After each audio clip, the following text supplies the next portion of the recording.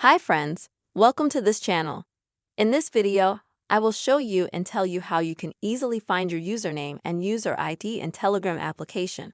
Please don't forget to subscribe to our channel, put likes, also write your comments. And let us get started with you. And open up Telegram on your phone. In order to see your username, you'll need to go to Settings. And down here, under your name, you'll see your username.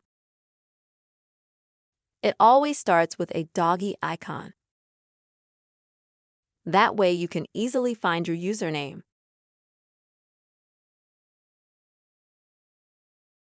You will also be able to send your username to someone so that they can go to your Telegrams and search for you or a person by username.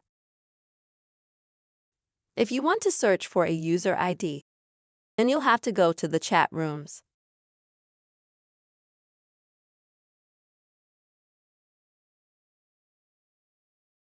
Next, in the search box, write Radhatabot.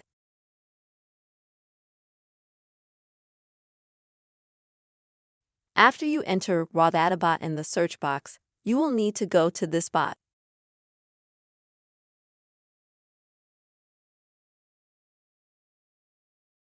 Next, you will need to find the Start button at the bottom. Once you click it,